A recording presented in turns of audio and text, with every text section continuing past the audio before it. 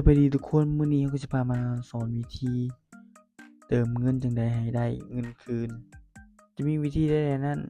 เดี๋ยวเรามาเบิ่งกันเลย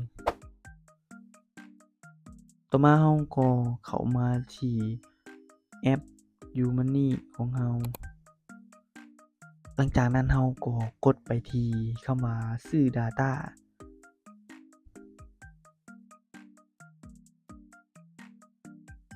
แล้วมันก็จะเข้ามาหน้านี้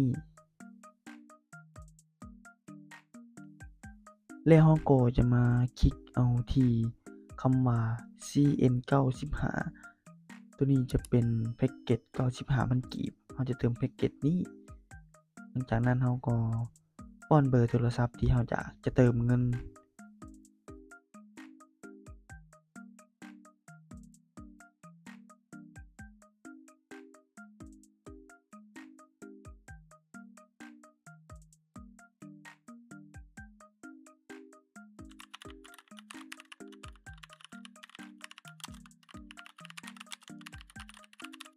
หลังจากที่เราเพิ่มเบอร์โทรศัพท์เรียบร้อยแล้วเราก็กดชำระเงินหลังจากนั้นมันก็จะให้ใส่รหัส OTP แล้วรหัส OTP ก็เด้งขึ้นมาแล้วเราก็กดใส่เป็นรหัสเลยหลังจากนั้นมันก็จะมีข้อความเด้งเข้ามาในข้อความของเรามันก็จะบอกรายละเอียดการชำระเงินของเราไปหาเบอร์นี้การเติมเงินเข้าบัญชีหรือว่าเติมเงินรายเดือนก็ได้สิ้นสุดลงหลังจากนั้นเราก็จะมาเข้าอยู่ที่แอป YouMoney คือเก่าเพื่อเบิ่งยอดเงินที่มันคืนเงินให้เรา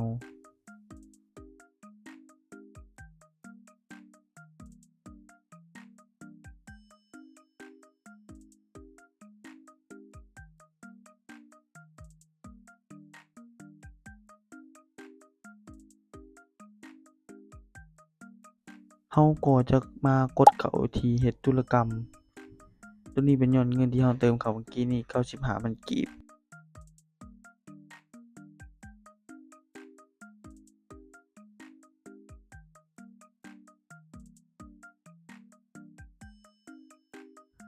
แล้วเราก็ลองรีเฟรชเบิ่ง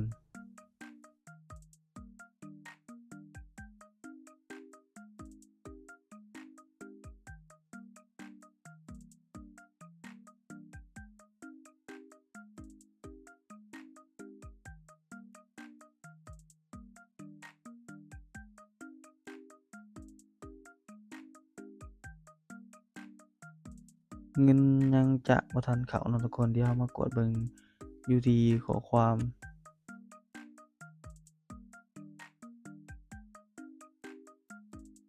เงินมันก็จะเข้าช้าหน่อยหนึ่งเนาะเพราะว่า